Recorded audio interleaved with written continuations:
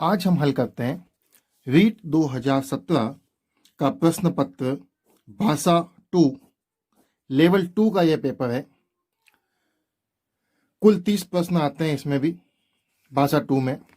पहला प्रश्न है, किस शिक्षा शास्त्री के अनुसार स्कूल एक बाग है, अध्यापक एक माली है और बच्चे पौधे के समान हैं? ये वाक्य कहा था फॉबेल ने। फॉबेल, इसका सही उत्तर है फॉबेल। फॉबेल का वैसे पूरा नाम है फ्रीडरिक विलियम अगस्त फॉबेल, और ये विद्वान थे जर्मनी के। उनका मानना था कि स्कूल एक बाग है, अध्यापक एक माली है और बच्चे पौधे के समान हैं।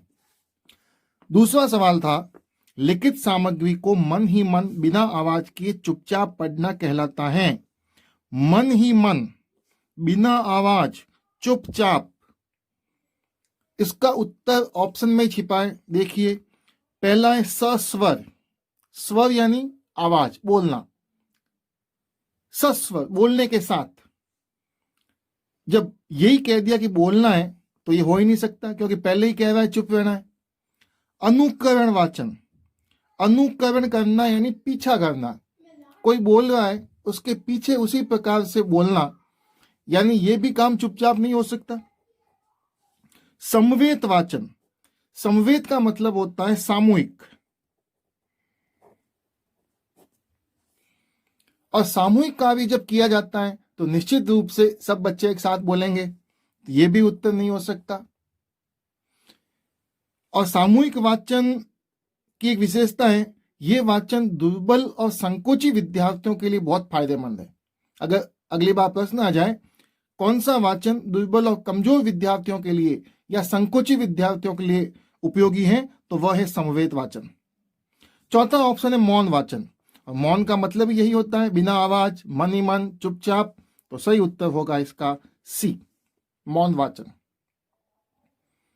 अगला प्रश्न है, पठन शिक्षण की दृष्टि से गद्य पाठों के प्रकार हैं। पठन शिक्षण की दृष्टि से अगर देखें तो गद्य पाठ दो प्रकार के होते हैं, और वो दो प्रकार कौन कौन से हैं? एक तो है गहन व सूक्ष्म वाचन, और दूसरा है पूरक या द्रुत वाचन। याद होगा हमारे जब पहले कोर्स चलता था तो दो प्रकार की किताबें इंग्लिश में आती थी, एक कोर्स रीडर और एक रैपिड रीडर। यही है वो गहन वाचन और द्रुत वाचन, पूरक वाचन। तो इसलिए दो प्रकार हैं गद्य पाठों के प्रकार के। तीसरा सवाल, कविता शिक्षण की किस प्रणाली के अंतर्गत कविता को समझाने के लिए वैसी ही वैसी या उसकी विरोधी, ध्यान देना केवल वैसी ही वैसी नहीं है, इसमें विरोधी भी शामिल है, दूसरी कविता को प्रस्तुत करके उसका तुलनात्मक अध्ययन किया जाता है। यानी दो कविताएं रख ली, या तो उसके जैसी होगी या उसके खिलाफ, यानी उसकी उल्टी, उसकी विरोधी होगी। तो इसमें देखिए पहला ऑप्शन है समान कविता प्रणाली। समान कविता का मतलब है वैसी की वैसी दूसरी, विरोधी नहीं आती इसमें। दूसरा है अर्थबोध कविता प्रणाली। इसमें क्या होता है, कविता का अर्थ समझाया जाता है। तीसरा समीक्षा प्रणाली। समीक्षा प्रणाली उच्च अध्ययन के लिए है, यानी उच्च कक्षाओं के लिए है, जहां पे सामग्री विद्यार्थियों के समक्ष रख दी जाती है और उस कविता की समीक्षा की जाती है। तुलना प्रणाली, तुलना प्रणाली ही वह प्रणाली है जिसके अंदर दो जैसी कविता है उसकी वैसी या उसकी विरोधी कविता को प्रस्तुत कर उसका तुलनात्मक अध्ययन हम करते हैं। तो इसका उत्तर होगा तुलना प्रणाली। अगला प्रश्न है, खेल विधि को प्रचलित करने का श्रेय किसको दिया जाता है? खेल विधि, प्ले मेथड, यह दिया था हेनरी कुक ने। इसका सही उत्तर है हेनरी कुक, हेनरी कोल्डवेट कुक। उनकी एक पुस्तक है प्ले वे। उस प्ले वे पुस्तक में ही उन्होंने इस बात का वर्णन किया है कि 4 साल से 14 साल के जो बच्चे होते हैं उनको पढ़ाने की सबसे बेहतर विधि है खेल विधि। तो इसका उत्तर है हेनरी कोल्डवेट कुक। अगला सवाल, पाठ्य पुस्तक प्रणाली, अव्याकृत प्रणाली, सहयोग प्रणाली, निगमन प्रणाली, इसके बारे में प्रश्न पूछा है। व्याकरण शिक्षण की किस प्रणाली को विकृत रूप में सुग्गा प्रणाली कहा जाता है? सुग्गा का मतलब क्या होता है? तोता। तोता क्या करता है? रटता है। जैसी दे दी वैसे की वैसी। अव्याकृति प्रणाली, एक एक ऑप्शन लेते हैं। इसमें क्या किया जाता है? शुद्ध व्याकरण के नियम बताए जाते हैं। इसे भाषा संसर्ग विधि भी वैसे कहा जाता है। और शुद्ध भाषा के बारे में विद्यार्थी को ज्ञान दिया जाता है। तो इसमें रटने वाली कोई बात है नहीं। फिर सहयोग प्रणाली। सहयोग का मतलब जब पाठ अपन पढ़ा रहे हैं तो उसके बीच में जब कोई शब्द आता है, जैसे कोई उपसर्ग आ गया, प्रत्यय आ गया, संधि आ गई, तो उसके बारे में उसकी जानकारी देना, उसका संधि विग्रह करके बताया, उपसर्ग प्रत्यय अलग करके बताए, उनकी परिभाषा बताई, अन्य उदाहरण बताए, वह है सहयोग प्रणाली। इसमें भी रटने जैसी कोई प्रवृत्ति है नहीं। निगमन प्रणाली। निगमन का मतलब पहले नियम बताए जाते हैं और उसके बाद उदाहरण। एक होती है आगमन, उदाहरण से नियम, यह नियम से उदाहरण, निगमन प्रणाली। तो इसमें भी रटने वाली प्रवृत्ति कुछ नहीं है। फिर आती है पाठ्य पुस्तक प्रणाली। यह पाठ्य पुस्तक प्रणाली वह है जिसमें बच्चे स्वयं नियम को पढ़ते हैं और बच्चे नियम को पढ़ते हैं, उन नियमों को याद करते हैं, रटते हैं। शिक्षक केवल एक बार समझा देता है, ठीक है, उसके बाद बच्चों को खुद को रटना पड़ता है। तो ये जो व्याकरण की प्रणाली है, पाठ्य पुस्तक प्रणाली, ये कहलाती है सुग्गा प्रणाली। फिर आती है इस विधि में मातृभाषा के माध्यम से किसी नवीन भाषा को पढ़ाया जाता है। मातृभाषा के माध्यम से नवीन भाषा को, यह विधि कौन सी विधि के संदर्भ में कहा गया है? 4 विधियां हैं। बंगाल के एक एजुकेशन डायरेक्टर हुए, शिक्षा निदेशक डॉक्टर MP वेस्ट। इन MP वेस्ट ने कहा था कि मातृभाषा से हम किसी भी नवीन भाषा को पढ़ा सकते हैं। उन्होंने यह भी बात बताई थी कि हमेशा बोल के पढ़ते हैं, जोर देकर के पढ़ते हैं, वो जल्दी सीखा जाता है। मौन वाचन का उन्होंने समर्थन नहीं किया। तो इसका सही उत्तर हो गया वेस्ट की विधि। ये वेस्ट हुई है MP वेस्ट।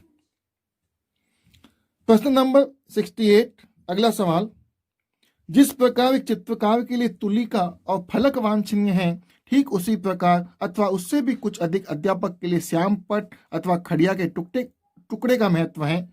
ये दोनों वस्तुएं सफल अध्यापक की सतत संगिनी हैं।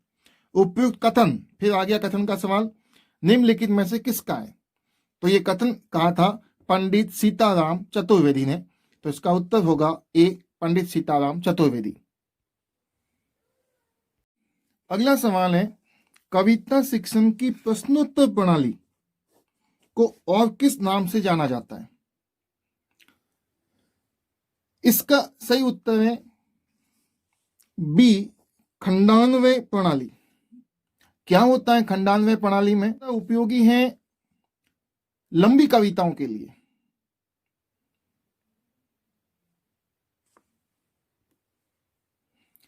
कविता को टुकड़ों में बांटा जाता है, और टुकड़ों में जब बांटा जाता है फिर उन अलग अलग टुकड़ों में से, छोटे छोटे खंडों में से अध्यापक प्रश्न पूछता है और उसके उत्तर विद्यार्थी द्वारा दिए जाते हैं। तो यही वह प्रणाली है, क्योंकि इसमें खंडों में बांट कर प्रश्न पूछे जाते हैं, तो सही उत्तर है प्रश्नोत्तर प्रणाली। व्याख्या प्रणाली में क्या होता है? व्याख्या प्रणाली में कविता की विस्तृत व्याख्या की जाती है और उसका भावार्थ बताया जाता है। शब्दार्थ कथन प्रणाली, जैसा कि नाम से स्पष्ट है, शब्दों का अर्थ की कथन, यानी कविता में आने वाले कठिन शब्दों का अर्थ बताते हुए उसकी व्याख्या की जाती है, वह है शब्दार्थ कथन प्रणाली। और व्यास प्रणाली वह है जिसके अंदर कविता शिक्षण के दौरान उसके भाव पक्ष और उसके कला पक्ष दोनों का वर्णन किया जाता है साथ में, व्यास प्रणाली। यानी तीनों में, ए में, सी में, डी में प्रश्न नहीं पूछे जाते, प्रश्न पूछे जाते हैं खंडान्वय प्रणाली में, तो सही उत्तर होगा बी। अगला प्रश्न, भाषा की दृष्टि से रचना के कितने रूप होते हैं? रचना के 2 रूप होते हैं।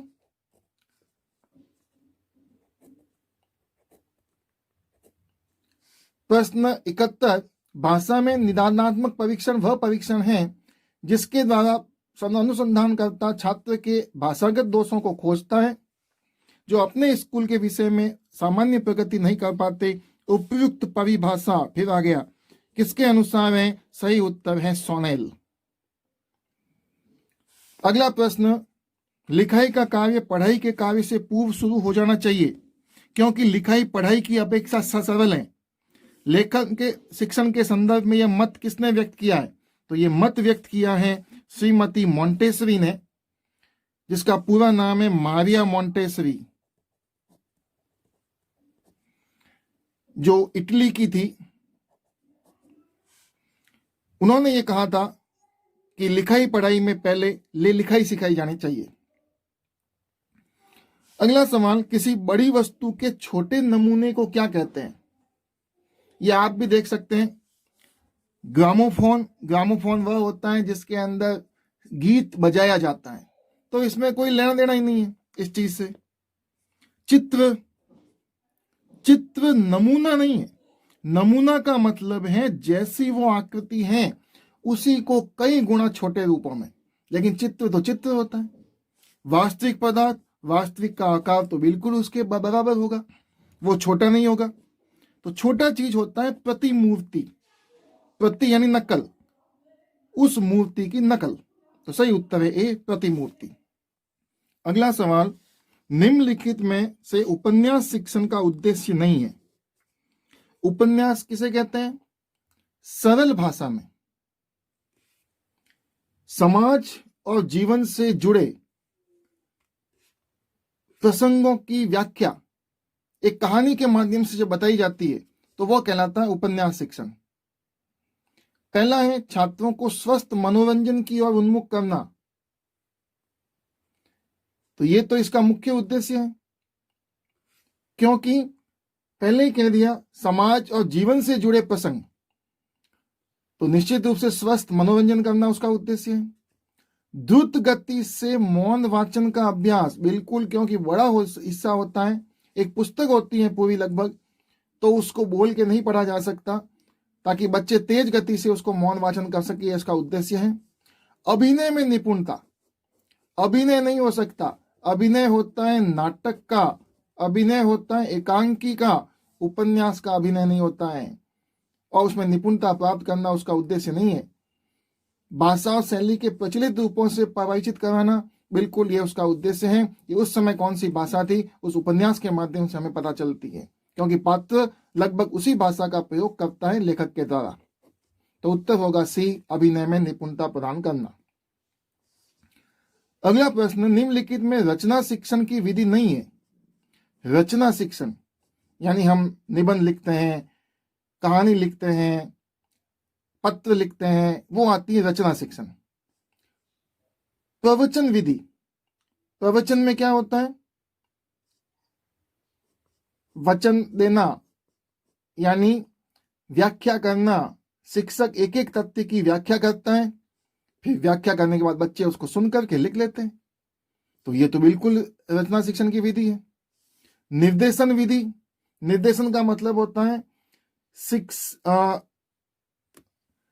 शिक्षक क्या करता है, विषय से संबंधित जो जटिलता है उन्हें वो बताता है, और जटिलताएं बताता है और जटिलताओं को वापस हल करता है, और हल करने पर बाद विद्यार्थी उसको लिख देते हैं। तो ये भी उसकी विकसित विधि है।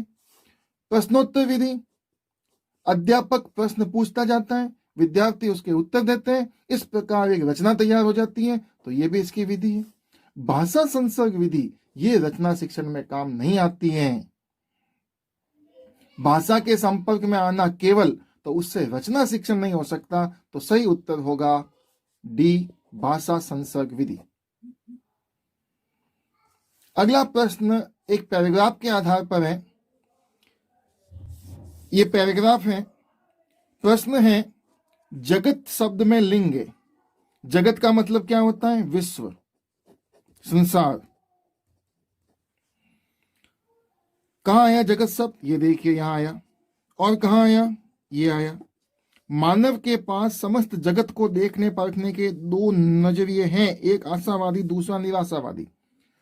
जगत शब्द देखिए आप, पहली चीज लिंग की बात है। हिंदी में दो ही लिंग होते हैं, स्त्रीलिंग और पुल्लिंग। नपुंसक लिंग हिंदी में नहीं होता है, ये संस्कृत में होता है। तो ये तो वैसे ही कट गया, इनमें से कोई हो नहीं सकता, क्योंकि एक, दोनों में से एक उत्तर तो होगा ही होगा। अब आप भूतकाल में इस वाक्य का प्रयोग कीजिए, इस शब्द का। जैसे जगत मुख्य शब्द होना चाहिए, जगत बदल गया या जगत बदल गई। जगत बदल गई थोड़ी होगा, जगत बदल गया तो गया है, तो निश्चित रूप से वो पुल्लिंग है, तो सही उत्तर होगा पुल्लिंग। अगला शब्द है विकृति में उपसर्ग हैं। उपसर्ग किसे कहते हैं, वे शब्दांश जो किसी शब्द के पहले लगकर उसके अर्थ को बदल देते हैं। पहले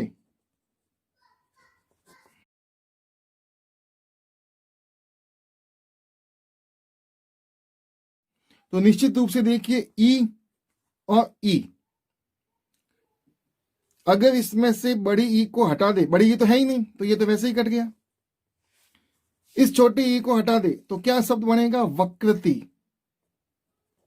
और वक्रति कोई शब्द नहीं है।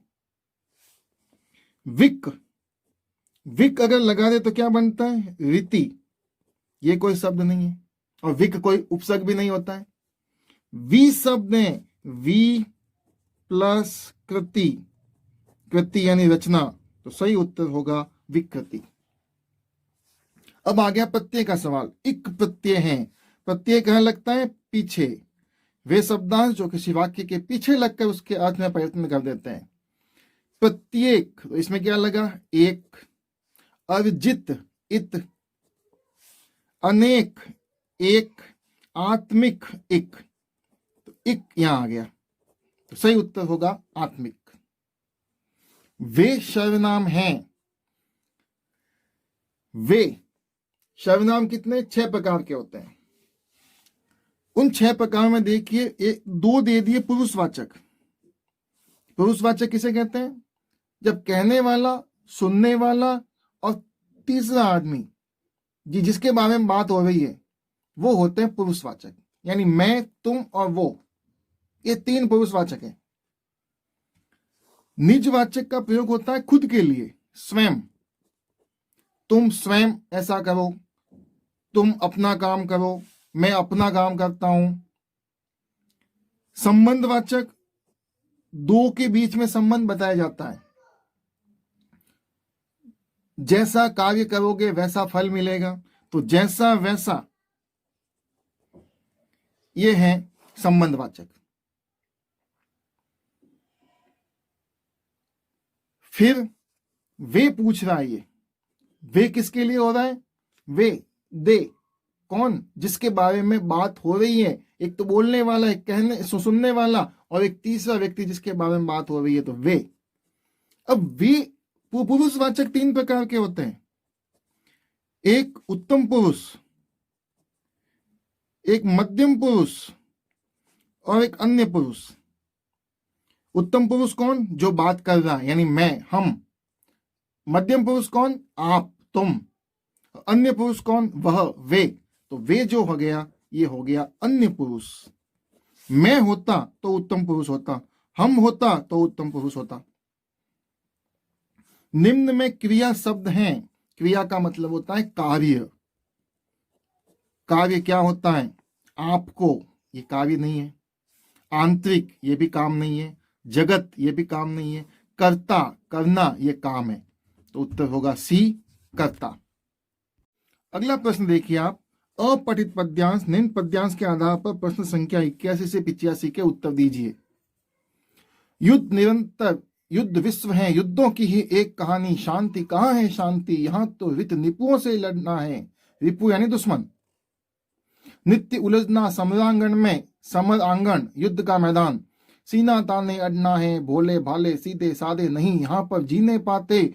वो जो लड़ते आगे बढ़ते हैं, वे ही जीवन गाना गाते। नहीं मिली ये शांत बैठने को हमको अनमोल जवानी। युद्ध निरंतर, युद्ध विश्व है, युद्धों की ही एक कहानी। विश्व क्या है? निरंतर युद्ध करना, यही विश्व है। प्रश्न पूछ रहा है पद्यांश की भाषा कौन सी है, आप देख लीजिए। जोश आ रहा है पढ़ते ही। प्रसाद का मतलब होता है एकदम शांत वातावरण। न तो जोश है, न प्रेम है, कुछ नहीं है, वो यहां है नहीं।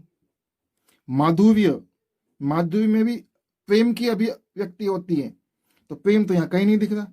श्रृंगारिकता, प्रेम नहीं है। ओज, ओज का मतलब होता है जोश। जहां जोश भरी कविता होती है वो ओज कहलाती है। ओज गुण, काव्य गुण जो होते हैं उसमें। तो सही उत्तर होगा ओज युक्त भाषा। अगला प्रश्न है, कवि के अनुसार इस युद्धरत दुनिया में जी नहीं पाते हैं। कौन नहीं जी पाते हैं, ये ढूंढना है हमें। तो हम देखते हैं कौन नहीं जी पाते हैं। वापस पैराग्राफ में जाएंगे हम। यहां देखिए साफ लिखा है, भोले भाले सीधे साधे नहीं यहां पर जीने पाते। तो कौन लोग? भोले भाले सीधे साधे, वो लोग नहीं जी पाते हैं। तो उत्तर हो गया ए, भोले भाले सीधे साधे लोग।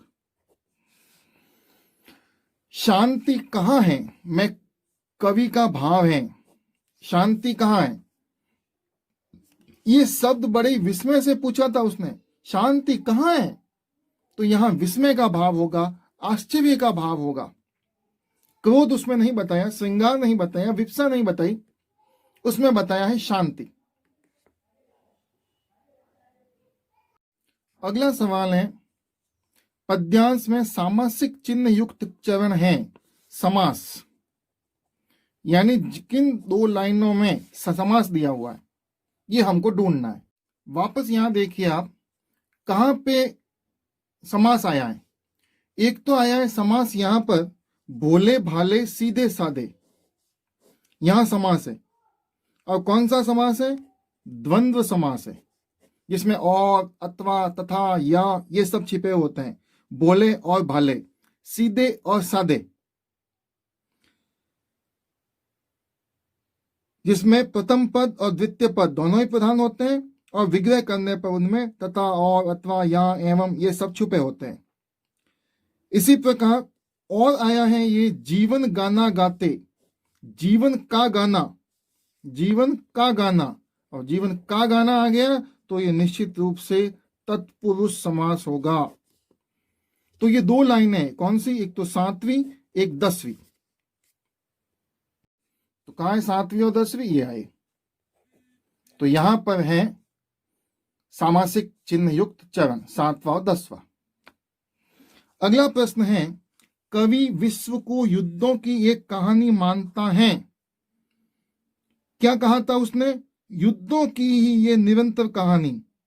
युद्ध निरंतर, विश्व, युद्ध विश्व है, युद्धों की ही एक कहानी। निरंतर युद्ध, निरंतर युद्ध की बात कहां है? युद्ध सतत रूप से चल रहे हैं, इसलिए उत्तर होगा ए। दूसरा देखिए, व्यापार, कहीं कोई बात नहीं आई। गांधी जी की कोई बात ही नहीं है। विचार संकीर्ण हो गए, कहीं कोई बात नहीं है।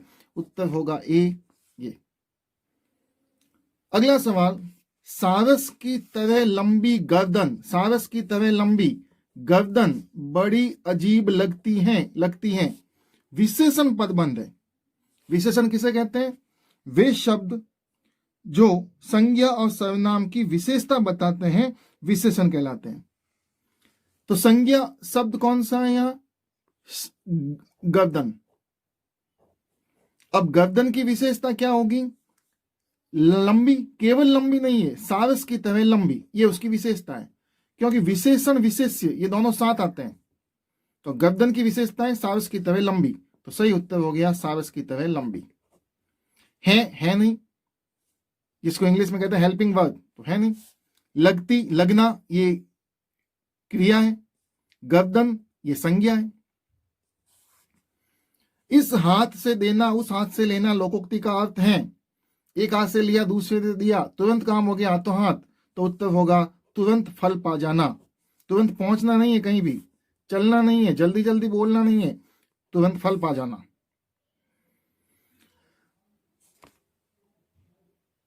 अगला सवाल है, मैं कलम से किताब लिखता हूं, वाक्य में कारक का भेद है। कारक किसे कहते हैं?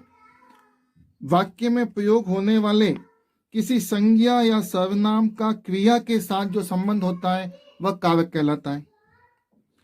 अब यहां देखिए, कारक कर्ता ने कर्म को कर्ण से संप्रदान को के लिए, तो इस प्रकार सीधा सा आ गया, कर्ता ने कर्म को कर्ण से, कर्ण कारक ये आ गया। आप कहोगे अपादान से भी होता है, अपादान से का प्रयोग होता है अलग होने के लिए और कर्ण का प्रयोग होता है साधन के लिए। यहां कलम से लिखना, कलम एक साधन है, तो इसलिए होगा कर्ण कारक। अगला सवाल है, राम घर तक गया में अव्यय है। अव्यय किसको कहते हैं? अव्यय कहते हैं अविकारी शब्द जिनमें लिंग, वचन, पुरुष, कारक आदि का कोई प्रभाव नहीं पड़ता है। जैसे क्रिया विशेषण है, वो विशेष रूप से अव्यय का सबसे बड़ा उदाहरण है। यहां देखिए, इसमें अव्यय कौन सा आया? राम तो संज्ञा है, घर भी संज्ञा है, गया क्रिया है, तक ये अव्यय है। अब पहचानना है कि तक कौन सा अव्यय है। सबसे पहले लेते हैं अपन समुच्चय बोधक।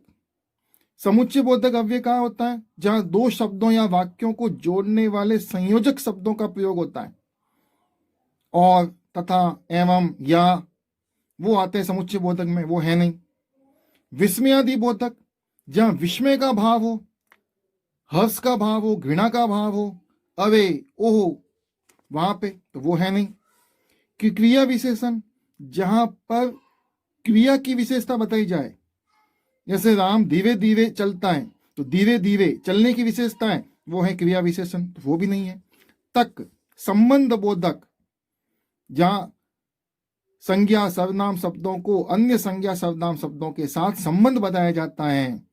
जैसे मंदिर के पास नदी है, तो पास क्या है? संबंध बोधक।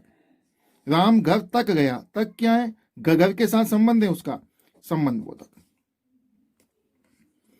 अगला सवाल है, बर्फ पड़ते समय हमने एक धर्मशाला में शरण ली, वाक्य है। वाक्य का प्रकार, 3 प्रकार के वाक्य होते हैं, सरल वाक्य, मिश्र वाक्य और संयुक्त वाक्य।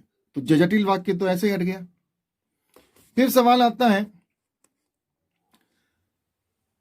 संयुक्त वाक्य में क्या होता है? 2 वाक्य होते हैं और दोनों एक संयोजक शब्द से जुड़े हुए होते हैं। मैं घर गया और खाना खाया, बर्फ पड़ते देखी और हमने धर्मशाला में शरण ली, यानी और शब्द अगर आता तो वो संयुक्त वाक्य होता। मिश्र वाक्य में एक प्रधान वाक्य होता है और दूसरे उपवाक्य, आश्रित उपवाक्य, वो यहां है नहीं। सरल वाक्य, सरल वाक्य में एक ही उद्देश्य और एक ही विधेय होता है। यहां एक ही उद्देश्य है और एक ही विधेय है। बर्फ पड़ते देख हमने, ये उद्देश्य हो गया, हमने एक धर्मशाला में शरण ली, ये विधेय, तो ये होगा सही उत्तर, सरल वाक्य। तो ये था रीट 2017 का भाषा 2 का हिंदी प्रश्न पत्र।